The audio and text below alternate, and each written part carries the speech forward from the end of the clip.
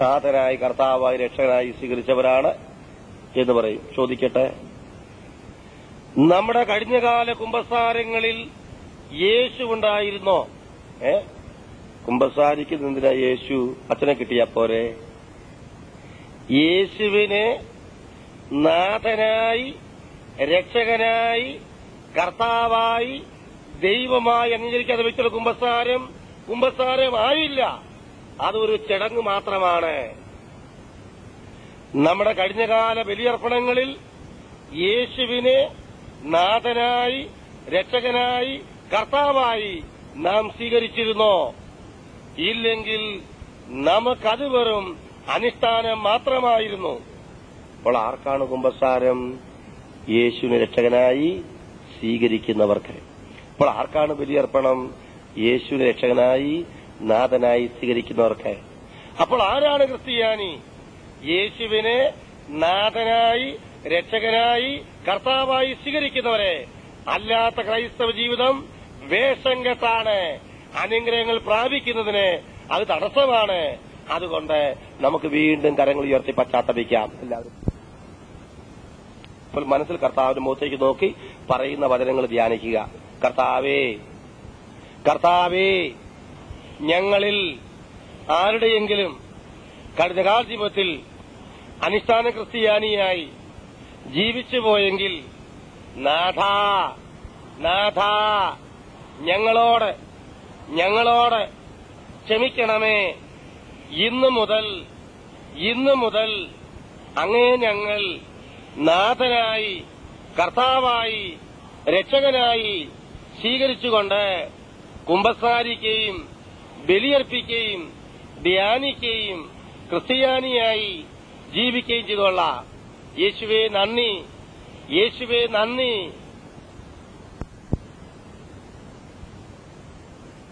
ഭൂരിപക്ഷം പേരും വേണമെങ്കിൽ പറയും, ഞങ്ങളിതെല്ലാം സ്വീകരിച്ചുകൊണ്ടാണ് യേശുവിനെ സ്വീകരിക്കുന്നു, കുമ്പസാരിക്കുന്നു. അങ്ങനെയാണെങ്കിൽ ബൈബിള് പഠിപ്പിക്കുന്നു, യേശുവിന്റെ കൃപ സമൃദ്ധമായി ഒരു വിശ്വാസിയിലേക്ക് ഒഴുകണമെങ്കിൽ അവൻ യേശുവിനെ ഏതു രീതിയിൽ സ്വീകരിച്ചവനായിരിക്കണം?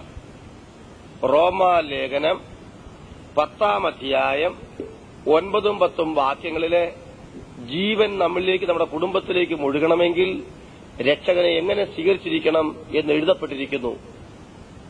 കേട്ടുകൊള്ളുക. റോമാ 10:9-10 വാക്യങ്ങൾ. ആകയാൽ യേശു കർത്താവാണെന്ന് എന്ന് പറഞ്ഞാൽ എല്ലാറ്റിന്റെയും കർത്താവ് അവനാണെന്ന്, എന്റെ ഭർത്താവിന്റെ കുടി മാറണമെങ്കിൽ, എന്റെ രോഗം മാറണമെങ്കിൽ, എന്റെ കുഞ്ഞുങ്ങൾ നന്നാകണമെങ്കിൽ, സമ്പത്തുണ്ടാകണമെങ്കിൽ, അപകടത്തിൽ മരിക്കാതിരിക്കണമെങ്കിൽ, ആത്മീയ ബന്ധങ്ങൾ മാറിപ്പോകണമെങ്കിൽ, സന്തോഷം വേണമെങ്കിൽ, തകർന്ന കുടുംബങ്ങൾ നേരെയാകണമെങ്കിൽ യേശുവാണ് കർത്താവെന്ന് അതരം കൊണ്ട് ഏറ്റുപറയണം. 2 പോയിന്റ്സ് ഇവിടുണ്ട്. ആദ്യത്തെ പോയിന്റ്, ഒരുവൻ ക്രിസ്ത്യാനിയാകണമെങ്കിൽ, വിശ്വാസിയാകണമെങ്കിൽ യേശുവിനെ കർത്താവാണെന്ന് അംഗീകരിച്ച് അവന്റെ അതരങ്ങൾ കൊണ്ട് അവനെ ഏറ്റുപറയണം. ഒന്ന്, ഇവിടെ എന്ന് പറയണം. കായേനെ പോലെയല്ല, ആബേലിനെ പോലെ മുഴുഹൃദയത്തോടെ മുഴുശക്തിയോടെ യേശുവാണ് കർത്താവെന്ന് അതരങ്ങൾ കൊണ്ട് ഇവിടെ ഏറ്റുപറയണം. 2, ഒരു ഭർത്താവാണെങ്കിൽ അവന്റെ ഭാര്യയോട് മക്കളോട്, ഒരു ഭാര്യയാണെങ്കിൽ അവന്റെ ഭർത്താവിനോട് ഭാര്യയോട് മക്കളോട്, അല്ലെങ്കിൽ എല്ലാവരും കുടുംബത്തിൽ എല്ലാവരോടും യേശുവാണ് ഉത്തരമെന്ന് അതരങ്ങൾ കൊണ്ട് ഏറ്റുപറയണം. ഒന്നുകൂടി വ്യക്തമായിട്ട് പറഞ്ഞാൽ, നമ്മുടെ ചുറ്റുപാടുകളിൽ തകർന്ന കുടുംബങ്ങളോട്, വ്യക്തികളോട്, മനുഷ്യ നിന്റെ പ്രശ്നത്തിന് ഉത്തരം യേശുവാണെന്ന് അവരെ അറിയിക്കണം. എല്ലാ ജനത്തോടും, നമ്മുടെ ബന്ധുക്കളോട്, സ്നേഹിതന്മാരോട് യേശുവാണ് കർത്താവെന്ന് ആദരങ്ങൾ കൊണ്ട് ഏറ്റുപറയുന്നവരാണ് വിശ്വാസി. ചിന്തിക്കുക, നമ്മളിൽ എത്ര പേര് അത്തരം ക്രിസ്ത്യാനിയായിട്ടുണ്ട്? എന്നിട്ട് അനുഗ്രഹം കിട്ടുന്നില്ലെന്ന് പറഞ്ഞാൽ ഉത്തരവാദി ഞാനും നിങ്ങളും തന്നെയാണ്. ഒന്ന്, ദൈവത്തിന്റെ വചനം അറിഞ്ഞുകൂടാ. രണ്ടറിയാമെങ്കിലും നാം സഹകരിക്കുന്നില്ല. അതാണ് നമ്മുടെ പ്രശ്നം. Praise the Lord. അതുകൊണ്ട് എന്ത് വേണം? ഇന്നു മുതൽ യേശുവാണ് കർത്താവെന്ന് ഞാൻ ഇവിടെ ഏറ്റു പറയണം. അത് ആരംഭിക്കണം. 2, നമ്മുടെ വീടുകളിൽ. 3, ബന്ധുക്കളോട്, നാട്ടുകാരോട്, ഇടവകയിൽ, ജോലിസ്ഥലത്ത്, പോകുന്നിടത്തെല്ലാം നമ്മുടെ സംസാരം യേശുവാണ് കർത്താവെന്നായിരിക്കണം. അവരാണ് ജീവനിൽ പങ്കുപറ്റുന്നവർ. കൈയുയർത്തി നമുക്കത് വാക്കുകൊടുക്കാം. എല്ലാവരും കൈയുയർത്തുക. കർത്താവേ, കരുണയായിരിക്കണമേ. ഈ ദേശത്തോട് കരുണയായിരിക്കണമേ. നാഥ, ലോകം മുഴുവനും സത്യദൈവത്തെ അറിയുവാൻ ആഗ്രഹിക്കുന്ന നല്ല ദൈവമേ, നല്ല ഈശോയെ, ഞങ്ങളെല്ലാം അങ്ങാണ് കർത്താവെന്ന്, രക്ഷകനെന്ന് അതരം കൊണ്ട് മുഴു ഹൃദയത്തോടെ, മുഴു ശബ്ദത്തോടെ ഏറ്റുപറയുന്നു. നാഥ, ഇന്നു മുതൽ ഞങ്ങളുടെ വീടുകളിൽ, ചുറ്റുപാടുകളിൽ, ഇടവകയിൽ അങ്ങയെ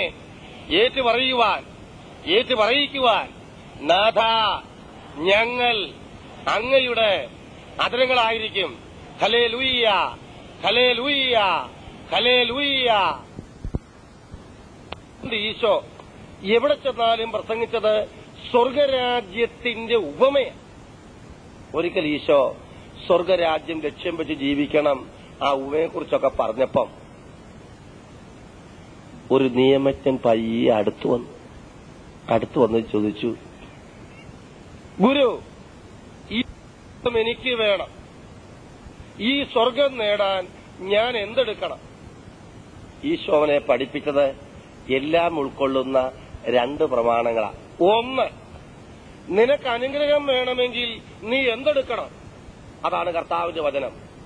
സ്വർഗം അനുഭവമാകണമെങ്കിൽ, പരിശുദ്ധാത്മാവിനെ കിട്ടണമെങ്കിൽ, കുടുംബത്തിൽ ദൈവം വരണമെങ്കിൽ, സ്വർഗം ഇവിടെ വെച്ച് അനുഭവിക്കണമെങ്കിൽ, അത് അച്ചാരമാക്കി സ്വന്തമാക്കി എടുക്കണമെങ്കിൽ എന്തു വേണം? യേശു പറഞ്ഞു, 1, നിന്റെ ദൈവമായ കർത്താവിനെ, ബാക്കി പറയാൻ വരട്ടെ, പൂർണ്ണ ഹൃദയത്തോടെ സ്നേഹികൾ പറയാൻ പോവുക. ആദ്യം അങ്ങനെ സ്നേഹിക്കണമെങ്കിൽ നിന്റെ ദൈവമായ കർത്താവ് ആരാണെന്ന് തീരുമാനിക്കണം. പലരുടെയും ദൈവം പണമാണ്. എങ്ങനെ അറിയാം?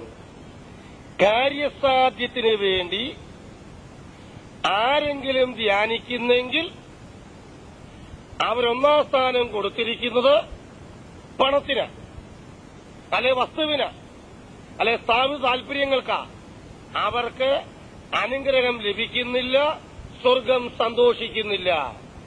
അന്നേരം ഒരുപാട് അത്ഭുതം കണക്കെന്ന് പറഞ്ഞല്ലോ. ആർക്ക് അത്ഭുതം കിട്ടുമെന്നറിയാവോ? ദൈവത്തിന്റെ രാജ്യവും നീതിയും അന്വേഷിക്കുന്നവന്. ഇതിലേത് വചനമാണ് നമ്മുടെ പ്രശ്നങ്ങൾക്ക് പരിഹാരമെന്ന് നമുക്ക് അറിഞ്ഞുകൂടാ. ഒരുപക്ഷെ ആദ്യം പറഞ്ഞ വചനമായിരിക്കാം നിങ്ങളുടെ തകർച്ചയ്ക്ക് കാരണം. ഒരുപക്ഷെ ഇപ്പോൾ പറയുന്ന വചനമായിരിക്കാം നിങ്ങളുടെ തകർച്ചയ്ക്ക് കാരണം. അതേതാണോ എല്ലാം സ്വീകരിക്കുക. അപ്പോൾ പടിപടിയായി അനുഗ്രഹം കിട്ടും. അങ്ങനെ ദൈവരാജ്യം അന്വേഷിക്കുക, സ്വീകരിക്കുക. യേശു കർത്താവ് ബാക്കിയെല്ലാം തന്നുകൊണ്ടിരിക്കും. അപ്പോൾ നമ്മൾ പറഞ്ഞത് ദൈവം ആരാണെന്ന് അംഗീകരിക്കണം. എന്റെ ദൈവം ആരാണ്? ദൈവജനമേ, പണമല്ല നമ്മുടെ ദൈവം. ഏതെങ്കിലും മനുഷ്യന് പണമാണ് ദൈവമെങ്കിൽ അവൻ പണത്തിന്റെ മേഖലയിൽ തകർന്നുകൊണ്ടിരിക്കും. ഒരുവന് ദൈവം വീടാണെങ്കിൽ ആ മേഖലയിൽ അവൻ തകർന്നുകൊണ്ടിരിക്കും. ഒരുവൻ ആഗ്രഹം പേരാണെങ്കിൽ ആ മേഖലയിൽ അവൻ തകർന്നുകൊണ്ടിരിക്കും. ഒരുവൻ ദൈവം ഭർത്താവാണെങ്കിൽ ആ മേഖലയിൽ അവൻ തകർന്നുകൊണ്ടിരിക്കും. ഒരുവൻ ദൈവം ഭാര്യയാണെങ്കിൽ ആ മേഖലയിൽ അവൻ തകർന്നുകൊണ്ടിരിക്കും. എന്നാൽ ദൈവമാണ് എന്റെ ദൈവമെങ്കിൽ അവന് ദൈവം എല്ലാം കൊടുക്കും. ഭർത്താവിന് മാറ്റം കൊടുക്കും, ഭാര്യയ്ക്ക് മാറ്റം കൊടുക്കും, മക്കൾക്ക് മാറ്റം കൊടുക്കും, വീട് കൊടുക്കും, സമ്പത്ത് കൊടുക്കും, പേര് കൊടുക്കും, ഉന്നതി കൊടുക്കും, എല്ലാം കൊടുക്കും. എപ്പോൾ? നിന്റെ ദൈവത്തെ ദൈവമായി അംഗീകരിക്കുക. എന്നിട്ട് പൂർണ്ണ ഹൃദയത്തോടെ, പൂർണ്ണ മനസ്സോടെ, സർവശക്തിയോട് അവനെ സ്നേഹിക്കുക, അപ്പോൾ ദൈവം എല്ലാം തരും. എങ്ങനെയാ മുഴുവൻ ഹൃദയത്തോടെ സ്നേഹിക്കുന്നത്? ഈ വട്ടം ഒരാളുടെ ഹൃദയമാണ്. ധ്യാനിക്കാൻ വന്നിരിക്കുന്ന ഒരു ചേടുത്തി ശരിയായി ധ്യാനിക്കാൻ ആഗ്രഹിക്കുന്നുണ്ട്. ചേടുത്തിയുടെ ഹൃദയം വരച്ചാൻ കാണിച്ച വട്ടം. ചേടുത്തി പകുതി ഹൃദയം ഭർത്താവിന് കൊടുത്തിരിക്കുക. കല്യാണം കഴിച്ചപ്പോൾ അച്ഛൻ പറഞ്ഞ വാക്ക് ഓർക്കുന്നുണ്ട്, നിന്റെ ഭർത്താവാണെന്ന് കർത്താവ്. പകുതി ഹൃദയം കർത്താവിന് കൊടുത്തിരിക്കുക. പകുതി അതിയാനും ദൈവം തന്ന ദൈവമക്കളെ, ബാക്കിയുള്ളതിന്റെ പകുതി മക്കൾക്കും കൊടുത്തിരിക്കുക. 4/1 പള്ളിക്ക് വേണ്ടി മാറ്റിവെച്ചിരിക്കുക. പള്ളിയും പ്രാർത്ഥനയും കുമ്പസാരവും ഒക്കെ ഉണ്ട്. ഈ ചേടുത്തി മരിച്ചാൽ സ്വർഗത്തിൽ പോകുമോ? ഇല്ലെന്നാ ബൈബിള് പറയുന്നത്. ഞാൻ വിധിക്കുകയല്ല, ബൈബിള് പറയുന്നത് ഇല്ലെന്ന. എന്താ? ഒരേ സമയം 2 യജമാനന്മാരെ സേവിക്കുന്നവൻ സ്വർഗത്തിന്റെ മകനല്ല. അയ്യോ, പതിയാനും പിള്ളേർക്ക് ഹൃദയം കൊടുക്കാനൊക്കത്തില്ലേ? കൊടുക്കാം. എന്നറിയാവോ? നിന്റെ ദൈവമായ കർത്താവിനെ മുഴു ഹൃദയത്തോടെ സ്നേഹിക്കുക.